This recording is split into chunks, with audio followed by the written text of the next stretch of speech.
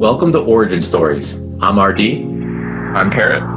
We're telling stories behind the digital art revolution Each week we interview top artists. and live stream with the community. Let's go. Today is tomorrow's origin story. Too much lag. Welcome to Origin Stories. Hey, what's up? I feel like you've been here before. We've been on camera together before, in groups before, but this one-on-one has never happened. This is the first. I'm super excited about it. It's been so long. So definitely excited to be here. Agree, man. Excited to have you. And of course, we begin with this. Too much lag. What is your origin story? That's a good question. I hate to talk about myself and like my past and stuff, but I'll do my best to make it as not boring as possible. So the origin story is like where I come from, right? Is what's my background and what's behind this face, basically. So I'm from Switzerland. I grew up in a very tiny village called Viganello, which is a random thing. But imagine like a town in the countryside with about 30K people, 50K people, not more. It's not super small, but it's a small city, right? Small neighborhood. Did my studies there. Grew up as a very frantic kid, very super hyperactive. Didn't sleep much already when I was young. Played lots of video games. Lots of dumb stuff with friends. Like throwing stuff from bridges, smashing motorbikes, all of that. Like I loved adrenaline when I was a kid, and I still do. I miss it now because I'm in front of the computer all day. But you get some with NFTs, I guess you get a different type of adrenaline that is still very, very, very exciting. I actually studied economy since I was young. So economy, civil rights, law, all of that super boring stuff. But in a way, it came handy later on. I went to like a commerce school. And eventually I went to uni in German part of Switzerland to study law, to become a lawyer and make my parents proud. That obviously got sidetracked and I didn't finish the school. After a couple of years, I was like, this is not happening, man. Like, this is not for me. Like I wasn't into it. I used to play a lot of games. Like I quit high school at some point because I was into World of Warcraft and I was playing like so at a high level that like the training that we had to do daily was taking longer than the time I had with school. So I decided to drop school rather than the game, which was a bit of a questionable choice if you ask me. But he brought his benefits in a way. It was very competitive. You had to I was a team leader in a group, so you had to like manage people in English. It was like, in a way, in hindsight, it was very like, it was a good experience. Like you had to manage, organize, schedule, manage people in a different language. So because my native tongue is Italian, like I grew up speaking Italian. My mom is from Milan. My dad's from the French side of Switzerland. It's a good mix. I speak French and Italian, both of them, kinda. I hope I still remember them. But yeah, got lost in that. Eventually got back to school. So went to uni, finished uni. And then I was like, okay, I'm around 20-ish something, leaving uni. What do I do? Sort of questions. I used to be a bit of a mess as a kid. Like I didn't like rules at all. Used to smoke pot at the time. So was one of those like, yo, let's just live life. Who cares, right? They didn't have money at all. So I was like, I didn't have many possibilities going forward. So I found this school, this like special kids school, basically next to my, at the time, mom's house. That was a computer graphic and web design 2-year like turbo course. You would go from like, the first lessons were like painting with like watercolors to understand like colors, and then after 3 months you would be like doing stuff in Photoshop, and then 6 months later you would be like dabbling in 3D applications like Maya, Cinema 4D, but very, very, very generic. It was like an overview of it. The school wasn't that good, I'm not gonna lie, but since I was there, it gave me sort of like, there is this thing called 3D around, like that I didn't know. And being an avid gamer, it sort of like sounded familiar, right? All of a sudden I was creating these characters on my computer and I was like, haha, this is fun, right? I'm digging this. So I started the good old YouTube marathon of tutorials and just nights after nights, just trying to get better because I liked it, not because the school like required it at all. I went way overboard the course of school. Like everyone was like, what are you doing? Like I just went on my way, right?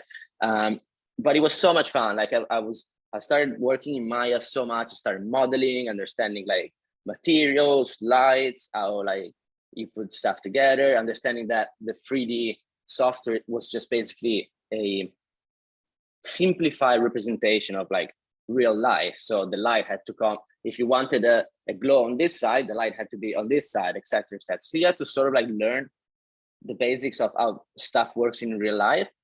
That led into learning a bit of mathematics, a bit of general stuff, but super into it. So after 2 years in that school, I was hooked. I was like, okay, I love this shit. This is cool. If I can find a job with this, that would be amazing. But then you start looking at the time, especially there wasn't like Twitch or this like streaming. If there was like game streaming when I was a kid, that would have been my road. I would have been like a Twitch streamer doing video games all day because I was so addicted. It would have been perfect. Maybe for the best that didn't happen. So it's a fun career for sure, but it's really hard as well. Like if you don't make it to the top, it can be really challenging, right? So I started looking into the usual. You look at big companies like Blizzard, like EA Sports, Activision. You start looking at these giants where to enter, obviously, you need like mega curriculums, super talented artists, experience. And I was like, okay, I'm from this little village. Who the fuck's gonna hire me? Like this is not gonna be easy, right? So I sent a million curriculums around the world, and only one company replied in London. And it was like a marketing agency company. They needed a motion graphic designer to do some 2D animations, which wasn't even my job. Like I didn't even know how to do it. But I was like, all right, I'll come to the interview because you guys answered. I'm super hyped. London, from where I came from, London was seen as like, oh, the big city is calling. It could be amazing. I'm going. So I took a backpack, came to London. I had about $700 to my name at that point, broke. I came to London without even thinking I'm gonna have to pay rent. Where am I gonna live? I was really naive, right? I was really like, so you show up with no accommodations and $700. Exactly like that. I was like, it's gonna be fun. I'll find a way, right? Mm-hmm. Went to the interview, and fun fact, when I went to the interview, because I look like a child, but now that NFT has aged me quite a bit. But imagine this is 2013. So we're talking almost 10 years ago, right? So even younger me, I show up to this interview, my little backpack, speaking barely English. Like I knew video game English, but not like a conversational English. So no sort of like respect or like proper manners, formal introduction. I was like, yo, it's me.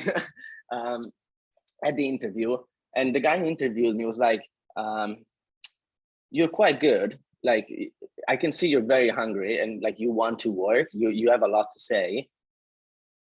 But are you 18 yet? Because we cannot hire you otherwise. And I was like, are you joking? Obviously he was joking, but to say like I look like a child.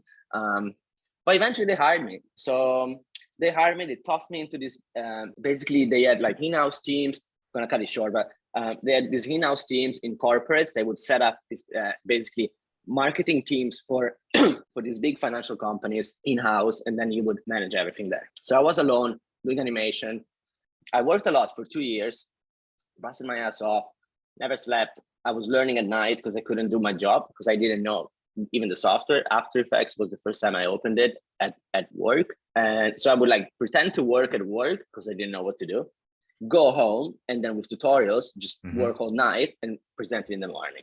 And I did that for months until I actually learned how to do it. Then I had to do meetings. It was client facing. So, so I had to speak English quite a lot. And that got me, it sort of like boosted me. very, very quickly. So I went from like being a junior nothing to sort of like senior head of motion graphics in a year and a half. Eventually I reached the ceiling in the company. So I decided to go freelance. I went freelancing and I started motion graphics designing around here, doing more 3D animation for big brands like Vodafone, Google. I did an ad for Google for a new phone, which was quite nice. Another big name like HSTC, all these big financial brands like UBS, KPMG, all these big banks. It was quite, you can anticipate it. It was not as fun as one would wish. When you sort of like start doing like characters on your own, and then you have to do like financial ads. It's satisfying to a certain extent. Obviously the money is good, especially if you come from where I came from. But at some point it hit me. I was like, do I really want to do this forever? So I stopped everything and I went to Spain. I was like, okay, fuck this shit, I'm out. London is quite rainy. I come from a very sunny part of Switzerland, which is the south. Very blessed with sun. The summer is really warm, it's really nice. London is not the best place for a weather person. So I was feeling a bit sad. Went to Spain, Valencia, super cheap, sunny every day, like literally every day. You could live off like 800 euros. You could live like a king. Flat, food outside. It was really good life. I saved some money and I just spent it there. I was like, okay, I'm gonna enjoy life for a bit, work on my personal projects and see if I can create something that then can have an output. We started this music project with Mauro, Fibo Noir.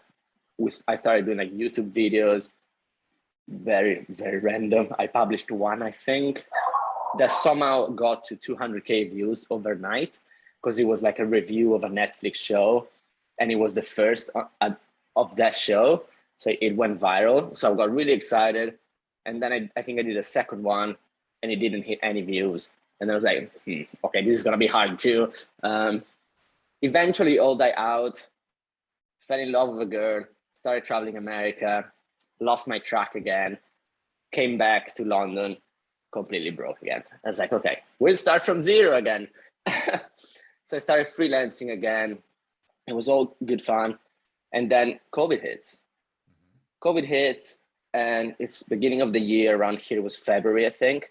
All my roommate got it. We all got it very early. We didn't even know that COVID was around. So we were all sick for a week. Like probably a cold or something like that. Then COVID came out and slowly but surely the freelance gigs started diminishing because I was working at that point in like ads and events and like nights, visuals. So all of that disappeared. And I was like, okay, what do I do now? So I decided to open this Instagram page. I sat down, put together the toomuchlag name.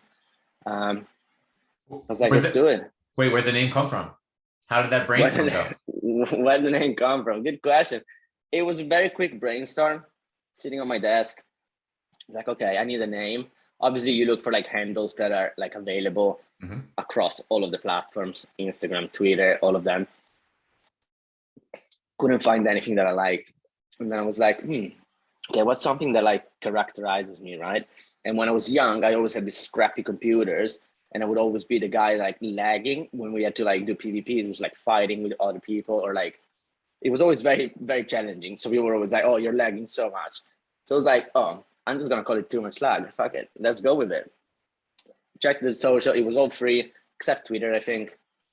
And I just went with it. I started doing this so-called everyday thing where you start doing like an artwork a day. It was more to challenge myself, really. I was like, I wanna try to do something that I like, see where it goes. So I created like a VJ pack for shows. So the pack was 30 videos. So I had a goal to do like one video a day, post a video a day. So that would get me some content. And I simply started and it just went. It just kept going. I'm not famous, but I have a decent amount of follower now. And I was impressed. I was like, oh, this is working. It's going. and obviously COVID did a lot because people were at home, they had nothing to do, probably on Instagram all day. So the engagement, across all social media and digital, I think just skyrocketed.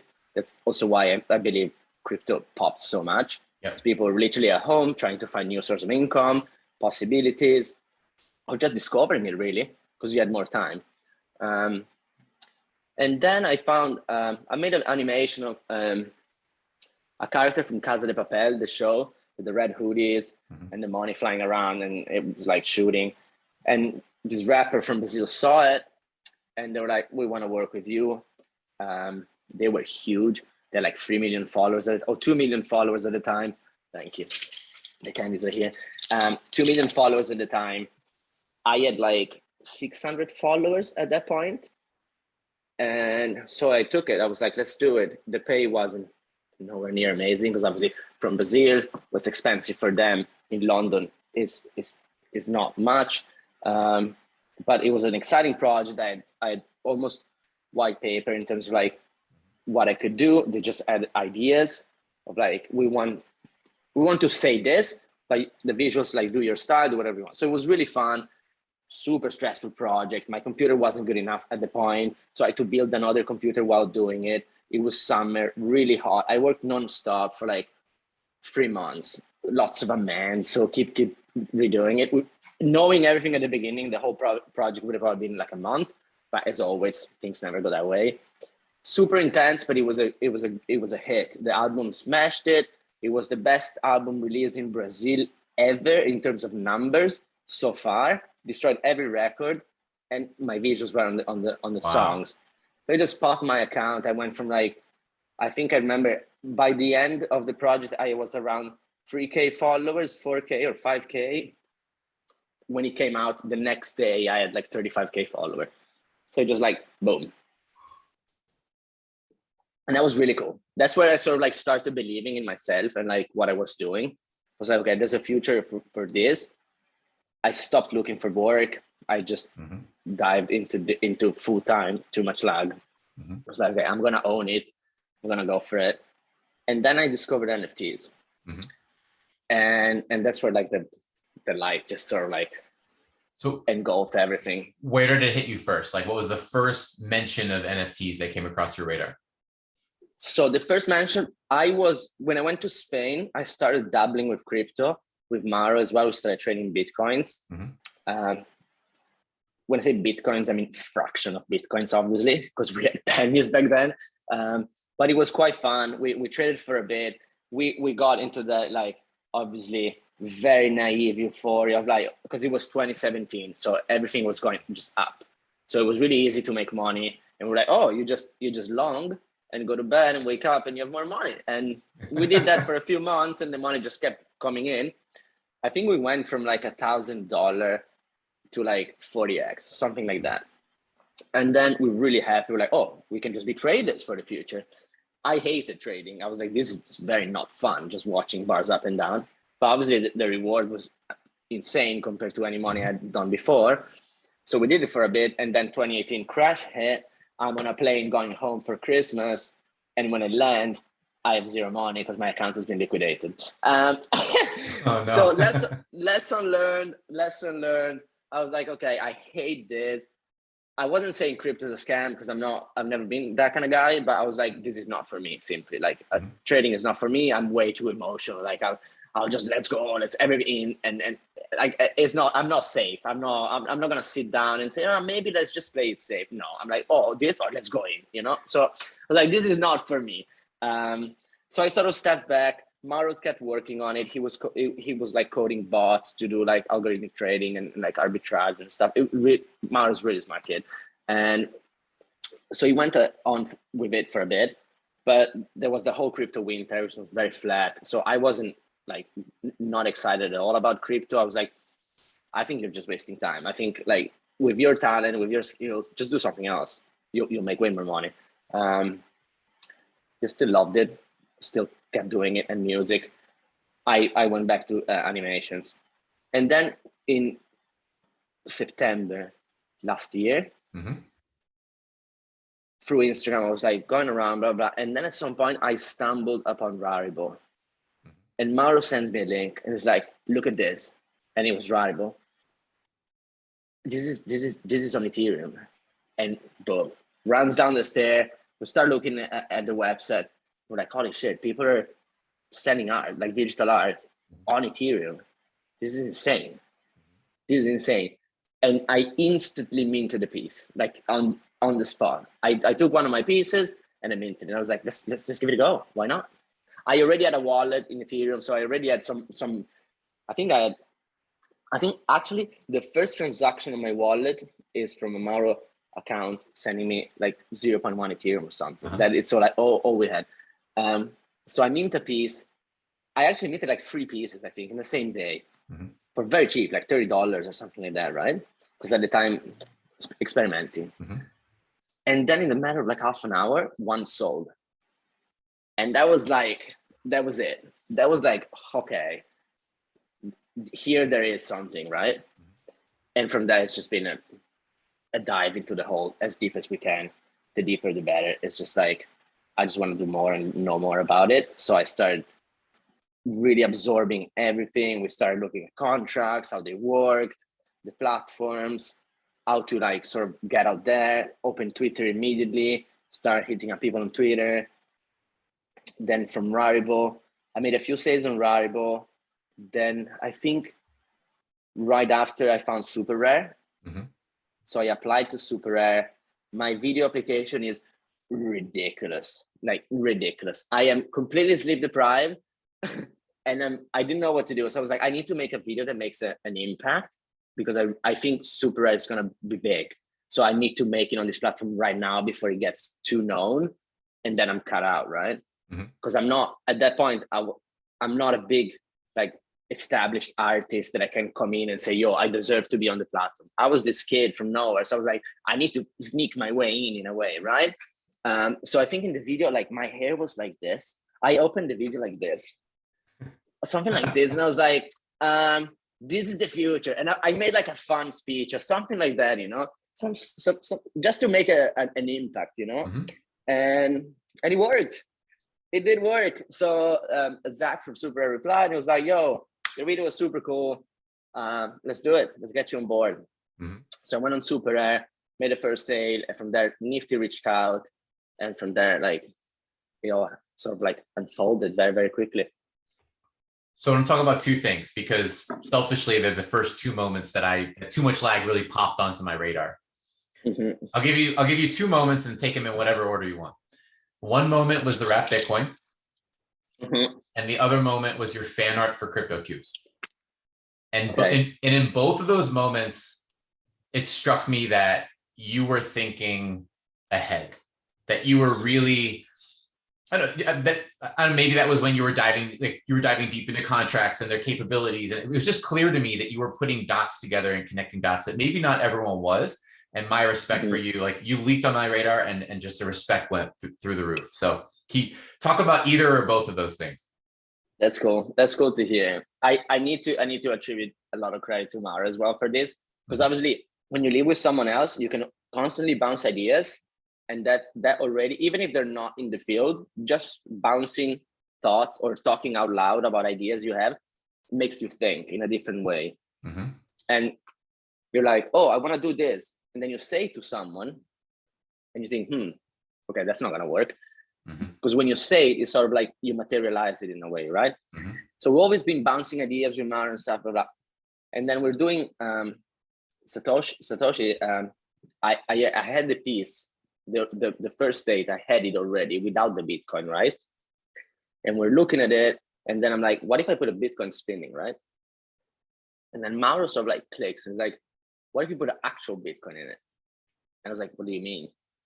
It's like, what with the contracts, we might be able to put the actual Bitcoin inside the piece. And I was like, oh, wait a minute, holy fuck, let's do it. So we just stopped everything. We were eating food, ran to my studio, start working. Didn't sleep for like 3 days. The not sleeping is quite a common theme. You were training for it at a young age. I was training for it. Yeah, I can do it quite a lot. So I don't recommend it. So if you're watching this, do not do it. Sleep, get your rest. But we did this over like 3 days, I think, the whole thing, state 1, state 2, the music, the coding, everything, put it online. And that Bitcoin was everything I had, like all my savings. My account went to 0. I literally had nothing left. It was in the Bitcoin. I was like, if we lose this, so a lot of stress, but it was so cool. Like the idea was so cool to me, and it was new.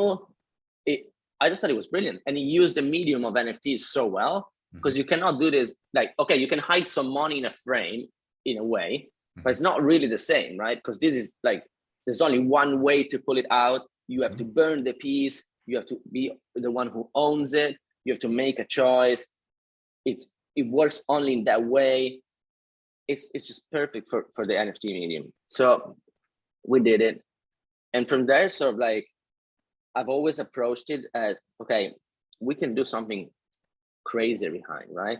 Same with the cube, the crypto cube. My idea was to like do the 2 artworks, one with a cube in it and then one without, and you could wrap the cube in it and then you could take it out. But then someone bought the cube from me. I remember that. And I was like, wait, what? I put an insane price. I remember it was like 12 Ether or something, and I paid $50 for it, right? Yeah. So I was like, 12 Ether is an insane number. No one's gonna pay for it, because the number of the cube was 112. So I put 11.2 Ether. I was like, it's just a super high number. No one's gonna hit it, right? And then I'm working on it, and then I receive a message, your cube is sold. And I was like, no way, what? But at the same time, I was like, wait, what? You actually sold? And I think at the time it was around 20K. And for me, that was insane. And I was like, wait, what? I remember I was completely shocked. I was like, there's no way this is real. Like, this can't be happening. I paid $50 for it, and I just made 20K of it. It was just nonsense, right? But then you sort of like start thinking about it. You're like, okay, if this can happen, there's a reason, right? Why is this happening? And this like opened my mind to like, okay, I need to approach this very differently.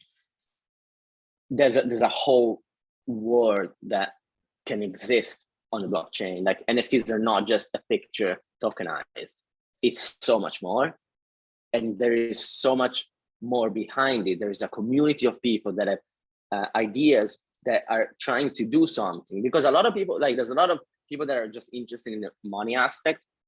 So they come into the space, they do their thing and they leave. They see the financial gain. But there's a lot of people that are in this space because they want to build.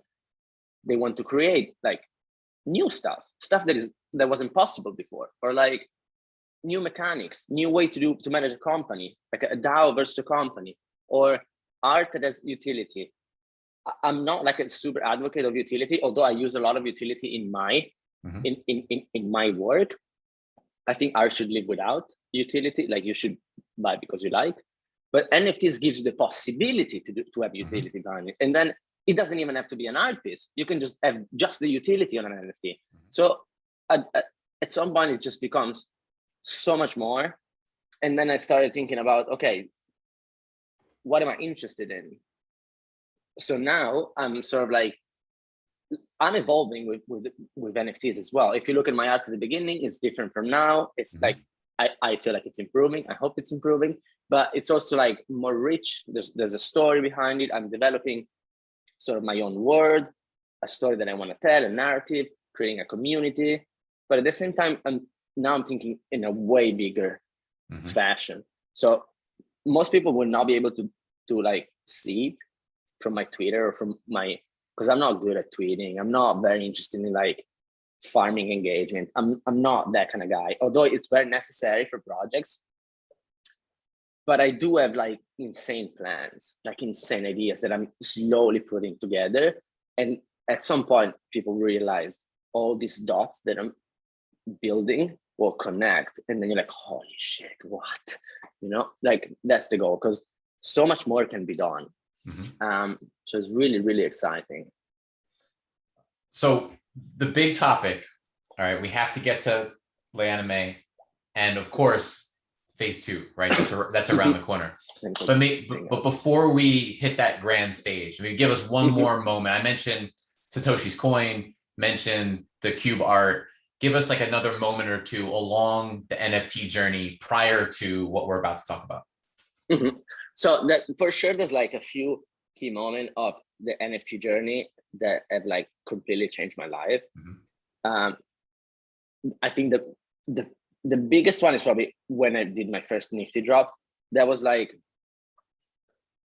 money-wise, obviously it changed my life, mm-hmm. but the real aspect of it that changed my life was that I sort of clicked in my brain. I was like, wait, what? Like, I told a story and I created a work that I wanted to create.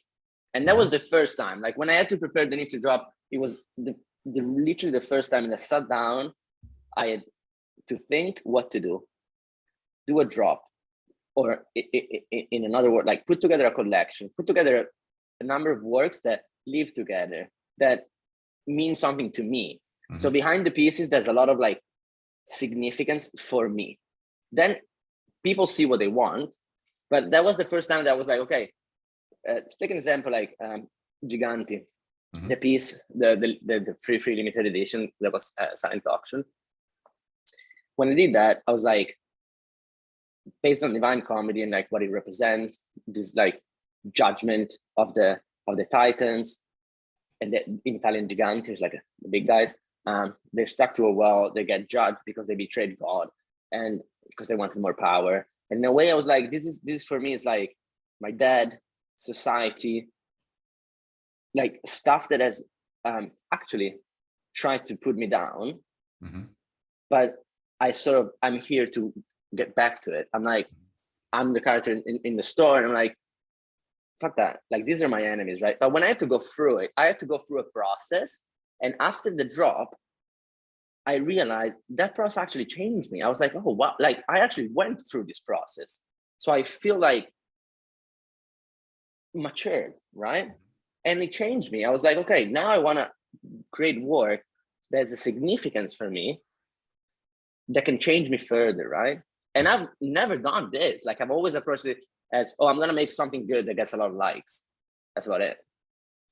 That changed with the first Nifty drop. It was just like, I want to talk about something and make it resonate with people. And it resonated with a lot of people. So it was really cool to see. That was for sure one of the biggest moments so far. I think another huge moment is about to happen. And another crazy story was the Will Smith collab thing that happened. That was crazy. That was crazy. Like, the fact that they reached out to me, Will Smith company reached out. They're like, Will really loves your work. They found your world with these gods, with these golden creatures and these crystals, super like fantasy, super alluring. He wants to make a piece together. I was like, wait, what? Like, Will Smith is Will Smith, right? It's like, we grew up with that. We grew up watching it on TV. So you have something that like you can tell your friends, and your friends are like, wait, what? Like, it's so mind blowing. And I didn't have to like ask for it. It just came, right? Naturally. That was quite shocking. Like, it gives you some sort of like, gives you confidence in a way, because you come from a little town, no one knows you, you have no links, but you still manage to like reach a superstar somehow. It empowers you. It empowers you for sure. So it's like, if I can do this, I can do anything. Let's just go. Let's just push. Mm-hmm. And then it gives you that boost of like, yeah, maybe I'll try something crazy. Why not? Why not? And that's why we're here. And it all clicks in, like the backstory and you walking it forward to present day, and how you arrived in multiple cities, like with nothing, started again, figured it out. It clicks into me that you approach NFTs with such freedom. And I think it's a really, really strong pro, like something that maybe not everyone has, where, you know, it's yourself and obviously Mauro as well. But like that, what you guys bring is, let's tear up what's possible and let's stretch it. Let's push that boundary. Let's figure out something new. And for me and Too Much Lag, like, it was Satoshi's coin. It was the cube fan art. And when I saw what you were bringing to NiftyGateway, Anime, to me, it was someone who said, I don't care what's currently been possible on this platform. I want to do something new. I want to do something that hasn't been done before. And I'm going to find a way. And to me, it was so powerful because of, it's not just you going and figuring out how to do that technically. It's also bringing it to a platform and convincing them to do it and connecting those dots. So once it came out about what you were doing there, it was over for me. It was like, wow, this is game changing. You know, I'm going to get involved somewhere. And it's been amazing to see where you, yeah, that was fun. That was a lot of fun. But it's been amazing to see where you've taken it since. I appreciate that. Yeah, I feel like I think one important aspect of it that might get misinterpreted if you don't know me is that I didn't do it to do something new because I knew that would make a noise. I did something new because what I wanted to do wasn't possible with the current circumstances. So it wasn't like, let's do something new so people freak out. It's more like, I have this idea, let's make it work regardless of the rest, right? And then it creates that effect of people like, holy shit, wait, what? They did a collectible project on Nifty. How does it work? But the idea wasn't to make noise. Like when I prepared the anime, my expectative was like way lower. Like I thought, because at the beginning I thought we would meet maybe like 20, maybe 100 if it was crazy, right? But Nifty at a point exploded, and then when I posted that trailer of all the characters switching, Kobe, the like sort of like DeFi influencer, DGen, picked it up, and it was like, wait, this is super cool. He hit me on Twitter DMs. He was like, let's do a stream, let's talk about it. So it sort of blew off out of proportions. But that wasn't planned at all. That just happened the night before. Like he texted me the night before, and I was like, wait, this is exploding. I did not foresee this. Like the idea was just to make something cool, right? And then it popped. The better, right? But I feel like it's important to give people the confidence to try, but not to try because they have sort of like a second goal to it. Like just try because you want to try something cool. Don't worry don't worry about the result. Just do it. And then the result will speak for itself. People might not get it, so you might get a result that is disappointing. People might hate it, so you might get a result that's disappointing. But people might love it, or you might love it. You know, the fact that you did it, you were like, holy shit, we did this crazy shit. I'm so proud of it. And then if just one person cheering at the end of the room, who cares? You did it. You know, you should do it for yourself, not for the person listening. There was this quote like the other day in this show that said, you should sing, you should write music even if no one sings along. And I think that's really smart. Like you should just do what you like and try. And then if no one cheers you, well, it sucks. But eventually you'll find people on this planet that will resonate with you. And slowly but surely you'll build like a hardcore fan base of people that really love what you do. And then you go off from there. It's I think it's cool. And one of the best parts of NFTs at this stage of where the community is today, right? And I'm very vocal about thinking like it's not going to last forever at this stage. There will be pockets that retain themselves, but the bigger picture, you know, but where we are today, authenticity is still rewarded, right? If someone brings their whole self to the table, being that everyone and everything is so visible on Twitter, on Discord, like 100%. Everyone's heart is out there on their sleeves. And I think those who are authentic, it resonates different, it hits different, and the art hits different, and the world building hits different, you know? I feel like, because I'm really bad at names, so like recalling names of people, it's like my brain doesn't work like that, unfortunately, but you can probably name them. But we have so many examples of people that are trying to speak their own language, visually, narratively, with coding or whatever it is, with art, with poems, music, anything, even just with collecting, actually, collect whatever it is, creating groups, communities that are like writing new super sick stuff, creating new super sick art. Look at a few old shows like Fuck Render, Pilelis, Thank You X, like the one you have behind you, Sky Go, but like all of these people, all of them are like, they're just going for it. And some of these artists as well, they've been way earlier than me when there was absolutely no one to watch. Like they've been minting with no one buying for months, for years. They still did it because it wasn't about the response. It was about them having fun, and like they wanted to do it because they wanted to do it, not because there was a second intention of it on it. And I think that's why they're getting so rewarded now. And I feel like 100% deserve it, if not more, like give them even more, because that's a super cool part of it. They were just doing it for the love of it. And by doing it like that, by not following someone else, they were writing new stories. And that's how you create super cool shit. I feel like that's the way to approach it. Agreed. And so take that theme forward and start to get us to the doorstep of Anime Phase 2, right? But how I want to frame it is not where you might expect. Use what you just said. Why do you have to create Phase 2 of Anime? What does it mean to you? Start there. So Phase 2 means a lot to me right now, because this is like probably the first time where I'm actually scared. Like it's so big, it's so mega, and it's so like there's a lot at stake as well now. So the pressure is insane, but I still want to do it the way I see it. And I'm going through with it. And I'm bringing what I love. Because when I was a kid, I was like, okay, I want to be like an astronaut or whatever, you know, everyone has his own dreams. Then you grow a little bit older and you're like, maybe I should be a lawyer because I need to pay bills.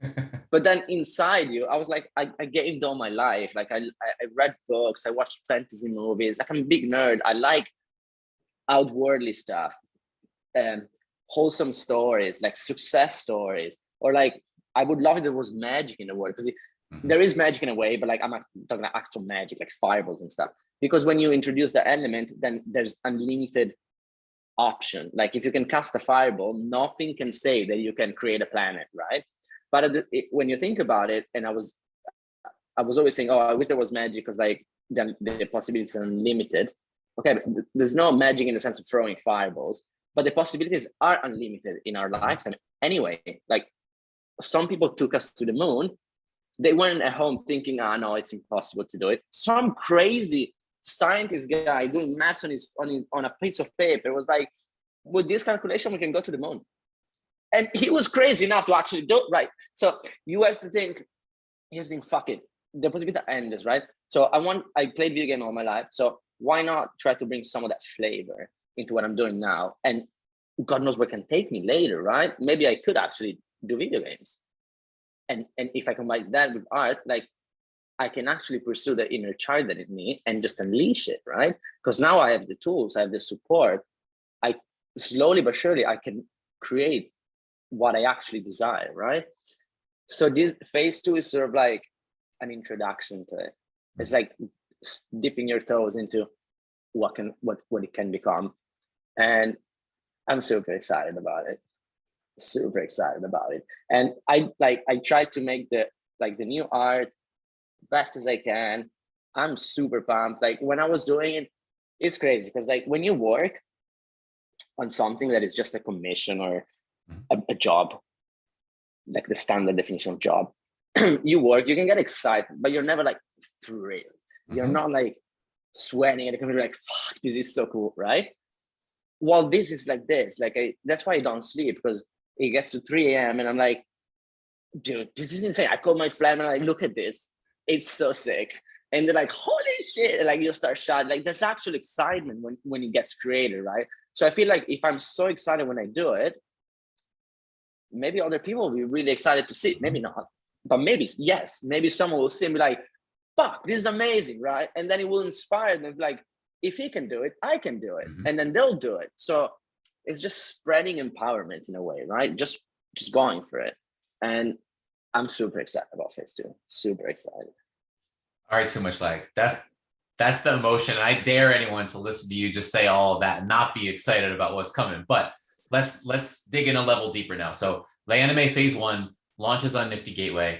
Several additions to it, but that key creative, bringing collectibles to NiftyGateway in the unique way that you did, that sells 1,573 editions. So there's 1,573 lay animes in existence today. People have been wildly speculating, ready to jump on board. So my question is this. Let's dig into the details. What can you tell us about what awaits both lay anime holders and maybe those who don't have lay animes yet? Okay. I'm going to try to make it as simple, as understandable as possible, because it is a bit complex, but when you get to it, you'll be guided step by step. So it'll be easy to get involved, because this is the dark side of the moon. When you do step out of the comfort zone and out of like what's existing and in place, then you have to find alternative solution. You have to do a little bit more effort to be involved, because it requires maybe it's not just one click, maybe you have to do 3 clicks. So it requires a little bit more from the consumer perspective, from who uses it or wants to see it, but it also opens a lot of doors, right? Phase 2 basically fixes this sort of issue that was created by having these ghost contracts in the first series. So you had, in the first series, you had the open edition from Nifty, which was the main token, and then this character that was floating around and following it. You would trade it, the character would go. The person would trade someone else, the character would follow. But it's still to this day quite complex to see what traits this character has. Where's the collection? Because they're not together on OpenSea. It's not like a one-click solution, right? Phase 2, first of all, brings this together. So you'll take your token, put in the new token, which is called wrapping. I call it wrapping. Mauro call it wrapping. I'm not sure it's like a technical term, but it makes sense. You wrap it in the new token, imagine like a gift box, you put it in, then you have this new box, which is the new token, and that's it. That's now your lay anime token in one place, and you can trade it. There's no more stuff going around. Everything is there. Your character is right there. So you can trade it, OpenSea can track it, and it's very easy to understand. Once you have this, you just deposit it, which is one click on a website. You deposit it on this platform that I'm publishing. When I say platform, it's not like a super rare Nifty, not that sense of platform. Platform as like, it's a contract that does stuff. It's like a login for a video game, or just entering in your account on Facebook, whatever it is. So you deposit it on this new website, and you're ready to go. You're ready to participate in phase 2. What I'm doing with phase 2 now is, because I want the project to reach more people, and because when you get into gamification as well, the more people play, the better, the more fun it is for everyone. Since the anime have become quite pricey, since the NFTs they become a collectible, it becomes quite exclusive. They're only 1,500 compared to most collectibles these days. Is a very limited amount of supply. The holders are diamond ends right now, so there's like less than 90 on sale, or around 100. So there's not many to buy, right? So if more people want to join, it's quite difficult. That's why I'm going to sell the spirits. So basically, a simpler version of the anime with the same rarities, the same traits, in a very interesting fashion, so that more people can join. There will be a much larger supply, so a lot more people can join in. And then there will be a system to balance things out and makes it so that if you're a current anime holder, you get rewarded by basically multiplying your worth. So your score or your value that you hold, if you have 5, 1, they will both get the same increase. Versus like what the spirits will represent. So there will be a balancing system to make it fair, that is good for both parties. So who buys a spirit as a way to join, but also be competitive, and who has a anime as a way to be rewarded for having a anime, but also being competitive in the game. So that's to simplify. What happens in phase 2 in terms of like what you can actually do, what you get? If you have followed my previous collection and drops, you'll have an idea of like what's happening. There's these heroes looking for something. They were looking for the lab, which is like my latest piece of super rare, which in the story is where these anime get merged. They get merged and put together to create these new heroes. So basically, what's really cool about this is that if you have 20 anime laying around in your wallet, you'll be able to combine all of them by depositing them on this website, on the platform, combine all of them to create a new hero, just one, with all that power, all these attributes, all those rarities combined. So you'll be able, depending on what you hold right now, you'll be able to unlock certain futures, certain trades, certain items, and gain relative like benefits from what you have, etc., etc., etc. There's a lot more to it. I can sense you trying to clarify and give while also put up still a little bit of a veil. I'm trying to filter it while I explain it. The good part of it is that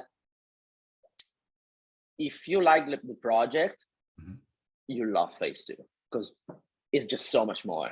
The art is even better, but it retains the cool characteristic of the previous. So it's if you're in the project because you love it, you'll really love what's coming.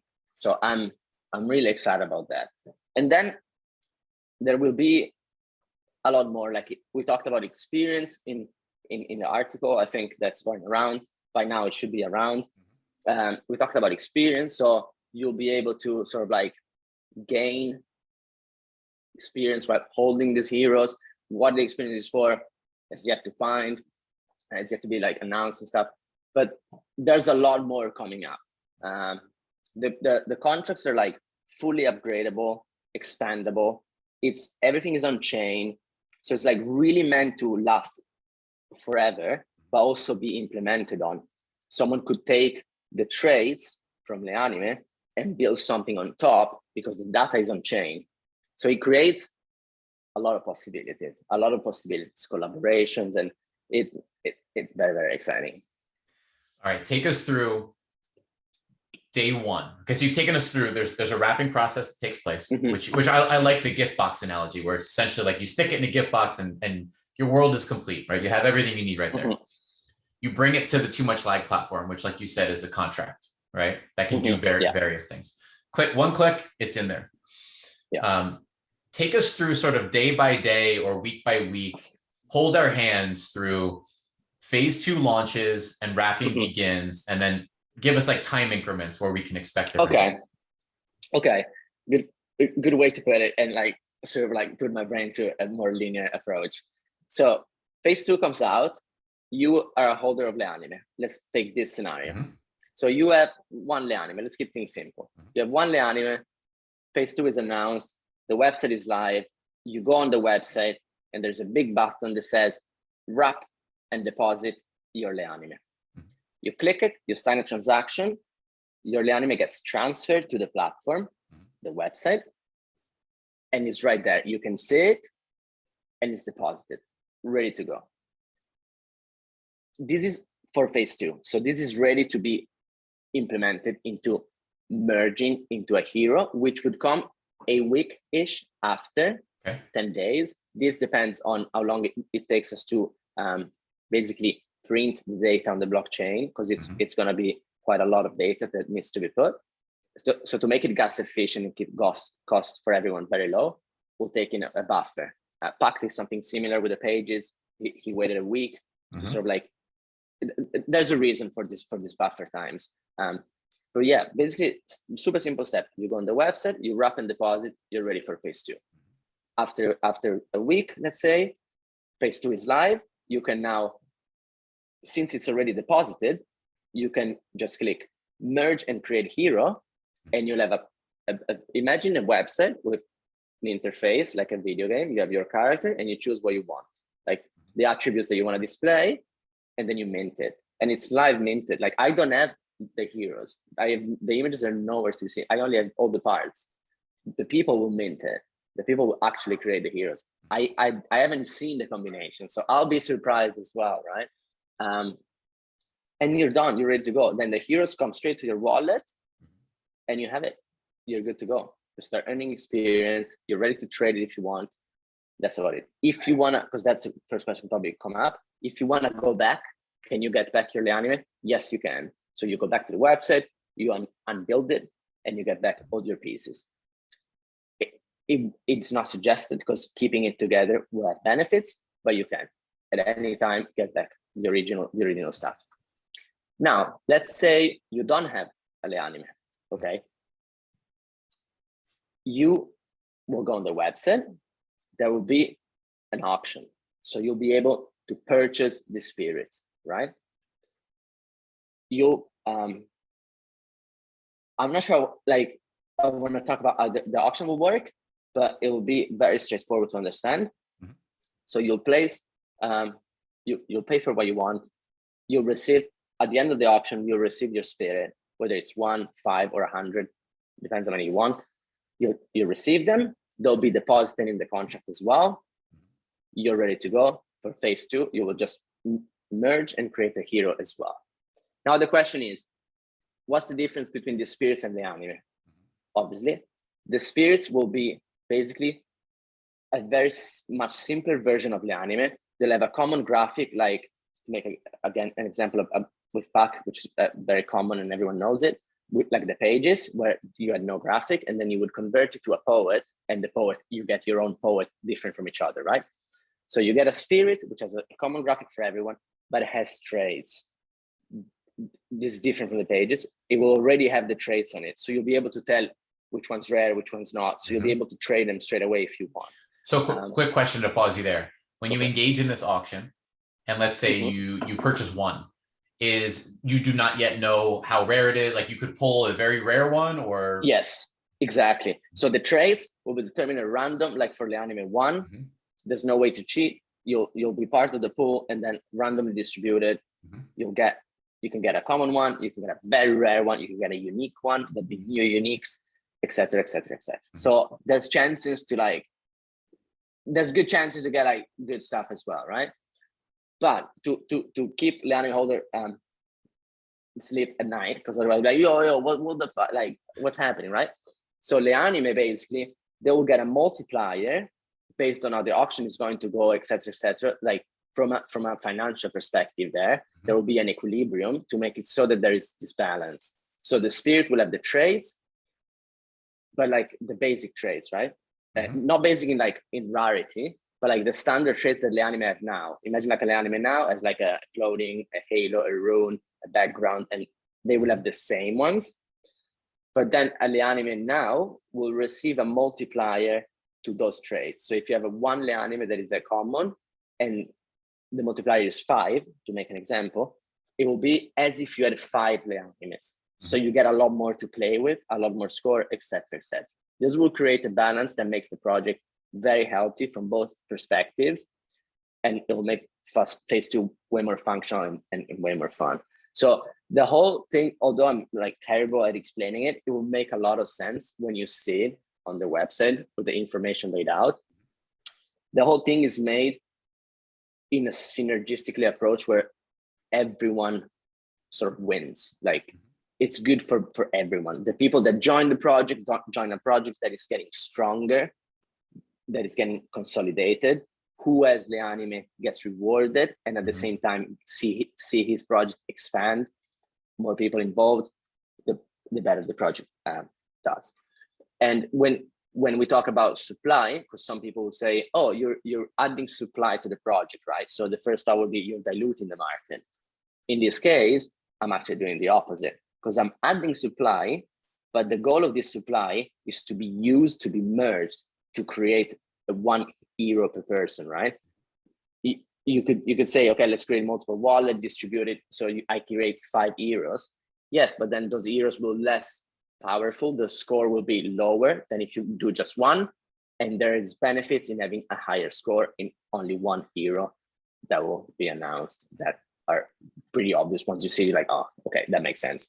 So the supply will be almost based on the user rather than how many tokens are around, because they'll be wrapped. The heroes will be instantly created after phase 2 goes live, and it will just shrink, just vanish. So. I like the considerations to multiple parties. You know, you thought about the existing Leanime holders. You thought about how to introduce new people to the project. I like that. I like that balance, because when you're Too Much Lag and you're creating this massive experience, and like you are world building, right? It's very clear you're world building, and you're furthering that to a brand new grand phase. To that point, you want people to play. And the concept of scarcity that sometimes gets overused depending upon the project or the artist or what have you. In this case, it makes sense. You welcome new people, but you protect the holders. I like that. I like that a lot. Yeah, it's a very fine balance. Like, I hope it comes across that I actually thought about it for a long time, and it's been like very weighted. And that this is also why there is this buffer of like a week, 10 days, because that's to even further tweak things to the very last minute, so that it is the fairest possible for everyone. Because my goal is obviously for the project to succeed, right? But not to succeed now with phase 2, is to succeed long term. So if I make it my intention to just take profit, for example, I'm damaging my project because I'm cashing in, but then the next week is just dumb. So what's the goal, right? I'm not money driven. I'm driven by creating cool shit and like something that will make an impact and last. And now with the community that we are building behind Le Anime, like I feel like a sense of duty as well to my community. Like I want to respect it. So there's people that have like held this Le Anime for 7 months now, people like you, and I care. It's like they're almost friends, you know, like even if there's a lot of them, they're still friends. Like I do care about it. So I want them to feel like, fuck, I did hold to this and let's go. Like I'm hyped that I hold to this. Not like they don't feel robbed or like, oh, too much like it's like trying to make a quick. No. They'll be like, holy fuck, I'm so stoked I hold on to this because this is exciting, you know. And at the same time, I want the new people to not feel cut out, so that you say, well, I'm joining a project where there's already these giants and I have no way to sort of like make a stand in it, or like my thing will never be worth, or I'll never have a big role in it. Absolutely not. Finding this balance obviously super hard and it's never perfect, but I'm doing my best so that who comes in is like, aha, I'm so stoked to be into this project. I can see you guys that have been here before me and I respect it, but now I'll make my way into it, and you'll have ways to make your way into it. And I feel like this is key. This is key to it. So toomuchlag, no promises, and no listeners or viewers don't hold this man to the question and hopefully the answer that you're about to give, but dream now, like dream big. And you know things about even phase 1 and phase 2 and what you have in your head that none of us know and none of us possess. But if you were to walk yourself any appreciable amount of time down the road, let's even use 1 year, because a year in NFT years is like a decade plus, right? Walk 1 calendar year down the road, and if everything works out perfectly, what could you tell us about that day? What might you want to build in the future? Wow. But no promises, no promises. Wow. Okay. I like the weight of this question. It's a huge question. I get stressed just by thinking about it because I want to do so much stuff. I'm like, oh God, I have to do this, and that. 1 year is a lot. You're very right. 1 year is a lot. There's so much that can be done. I see basically this as an opportunity to start something really unique. Because if you think about video games, there's a certain structure to what video games are. You have big publishing companies, they publish a video game, you play it, it's finished, it stays on the desk. Then you have more complex games like World of Warcraft, like MMOs, where or RuneScape, to make an example that in Twitter community is quite popular. All games that I played were games where you introduce an aspect of community, they're online. So all of a sudden you're actually playing because of the people rather than the game itself. You're playing because you got your friends on there. You live like a second life in it, where you have your own character, you become him, you want to level up, you want to become stronger. But in a way you could apply it to life. It's like going to school because you want to get smarter, because you want to go into a higher degree job and get whatever it is, right? Build your own house, your family, or whatever you like. You get into a sport, you want to become better because you want to excel. It's just a mentality, right? And the same applies to this game. So I feel like that's really cool. That aspect of like humanism in the gaming communities, and what brings us to like metaverses, and why people are so excited about metaverse is because we can actually create something that right now doesn't exist as functional as it can be, which is like a digital space where people are not judged by like how they look or whatever it is, but you can be anything, you can do anything. It's just the sky's the limit there, right? And then at some point, this is gonna blend with reality because tech will allow it. So who knows where it will take us, right?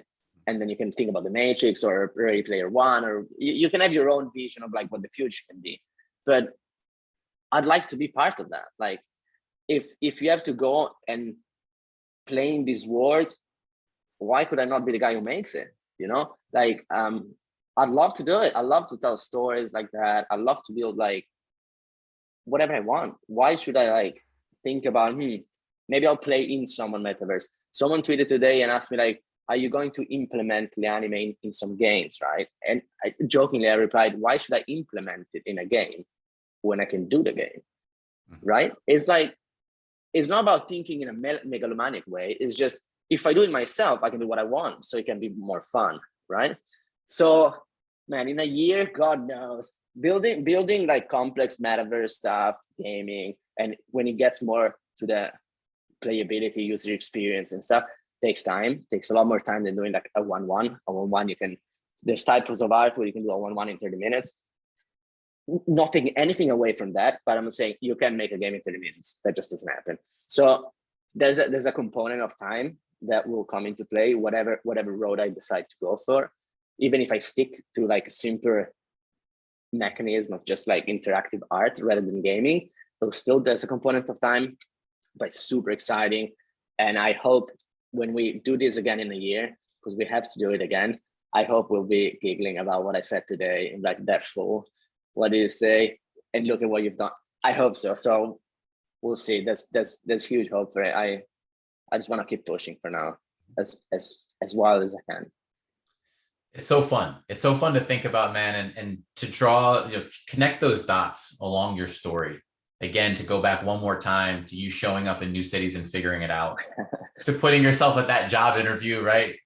To putting together your super rare application video with the wild hair and like making a name for yourself, to figuring out, to figuring out the Bitcoin wrapping with Morrow.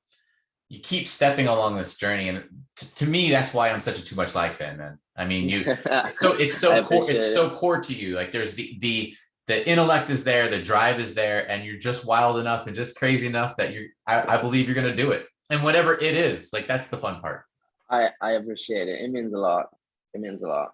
My tip, like if I have to give a tip to anyone who's like listening this far, congratulations, because I'm pretty boring to listen to.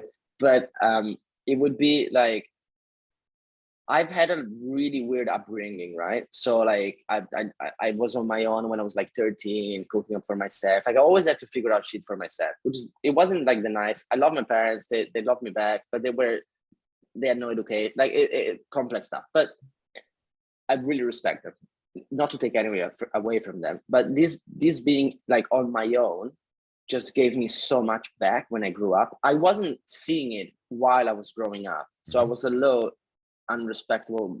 Like I wasn't grateful when I was a kid. I was a nice kid, but I wasn't as grateful as I should have been. Now, like I call my mom every day and I say like, Mom, I love you. Like, thank you so much for whatever you do for me. Even if she does not, I still say, because it just matters, right? But like I feel like the best tip that I could give anyone is to be honest. Is just be honest everywhere, with yourself, with your friends, with your parents, with your mistakes, especially. Like if you wake up one morning and it's already, I wake up really late, so I'm not taking the example of late as like a bad thing. Wake up whenever you want. But if you wake up at like 2 p.m. and you want to go run in the morning, you should blame yourself, not like anything else. Like you need to wake up earlier and go run in the morning. Like if you set yourself that goal, fucking stick to it. Like put it on the calendar. Every day that you miss, draw a red cross and say, I fucked up, and write it down. After a bit, you develop this like habit of self-judging yourself, and then you start doing everything better. Like you go to the kitchen, you cook, and you clean right away. And then the kitchen is clean. It's not hard. And then you take your clothes off, instead of tossing them on the floor, you hang them. And then your room is always tidy. Like it's really quickly to fix little things, slowly by slowly. And this you can apply it anything: sport, work, friendship, anything. At some point I started being a dick to my friends, because they were like, why are you saying this stuff? It hurts. And I was like, because it's true. I'm just gonna tell you what I think about you, instead of smiling and then tell my friend you're a piece of shit, I'll tell you you're a piece of shit. Like you're not doing the stuff you're saying. So it's all about, I'm not saying this is the right way to live. I'm just saying this is how I approach life now. I keep it very honest, transparent, if very direct. Like if I don't like you, I'll tell you, I don't quite like you. Let's figure out why, rather than, oh yeah, you're a homie. And then as soon as you turn around, you're like, oh, that piece of shit, you know? I'd rather be like, yo, what? Super transparent. Let's get it out. If there's something doesn't work, let's figure it out. Let's solve it. If we can solve it, I'm going my own way. You go your own way, right? Chill. Like no fight. I feel like if you have this approach in everything, everything will become a little bit clearer. And then at some point you're like, oh, I can see the path now. Let's walk it. I think that would be my tip. Sage advice, man. That's sage advice. All right. That would be my tip. Before we wrap today, quick lightning round. You ready for it? Mm-hmm. All right. Throw a bunch of topics at you. First word, oh, wow. first sentence, just like snap reaction. Don't think too much. We'll keep it moving. And we'll I slept 3 hours, so it might not work, but let's try. Let's try. Let's see what we got. All right. Lightning round. Topic number 1, NFTs. Do I have to say just a word? First thing that comes to mind. Word, phrase, sentence. And if you really get fired up, you can break the rules and say whatever you want. Let's say possibilities. Mm-hmm. Ethereum. The future. Bill Ellis. A homie. Fuckrender. A genius. Beige. I don't know Beige that much, but her work is sick. Beige is, if meet Beige in person, rock star. Like personally, I say I don't know her personally. Yeah. It's like Beige as the person. Yeah. I don't know much, but Beige as the artist, sick work.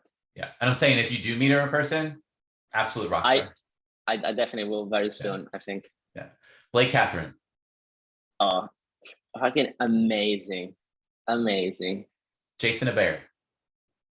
Dude, the memes Jason sends me is just, Jason is hilarious. I can't wait to meet Jason. Like I literally cannot. Euphoria. Well, Euphoria is like my best friend now. We talk every day. And I've never met the guy. So this is another insane thing about like crypto and NFTs. I have never seen this person, and it's the person I talk to the most. It's wild. Malavita. Oh, she's fucking amazing. I think Malavita is like this insane light around her that like just spreads super positive energy everywhere, and she cares about like the little details, and that like she's like all this vibration that no one sees, but that lifts everyone up. It's amazing. Victor Mascara. Victor is like crazy. He's super smart. Let's put it out there. He keeps saying I'm smart, but he is very smart. I can't wait to meet Victor. His work is amazing. I actually found out that he paints after I saw the digital stuff, right? Because I knew the NFTs. And then someone I see a story of him painting. I was like, wait, these are actually like paintings? And then I talked to Ryan, and Ryan was like, yeah, Victor's actually a painter. And I was like, yeah, I'm blown. So talented. I'm blown.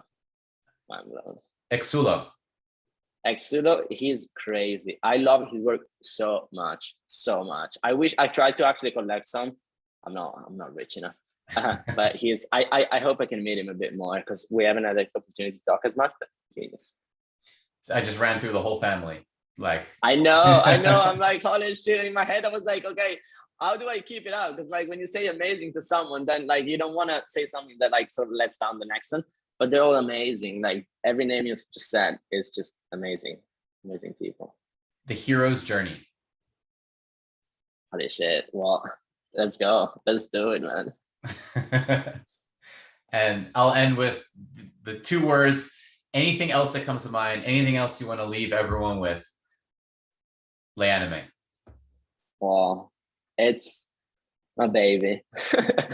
My baby. And hopefully it will do a lot for this planet. That's my goal. I believe it will, man. I believe you will. You said it before. We'll be back here a year, whatever, somewhere around that time frame. Origin story milestones. It's going to happen. Yes, and, we need to do it. Yeah. I can't wait. Onward to phase 2. Same. I know the absolute intense work that you've put into this. The many sleepless nights. The 3 hours last night. Yeah. Thanks, man. Thanks for coming. Thanks for doing this. Thank you so much. This is like, I was looking forward to this, and obviously I really like it, Roger. I can say I love you, but I want to say it to your face. I can't wait to meet you as well, and amazing. Let's do this again. Hopefully it wasn't too long, but thank you so much for having me, man. Just right, man. It's gonna be a long overdue cheers in person when the time comes. Let's do it. I can't wait. All right, my friend. Talk to you soon. Thank you so much.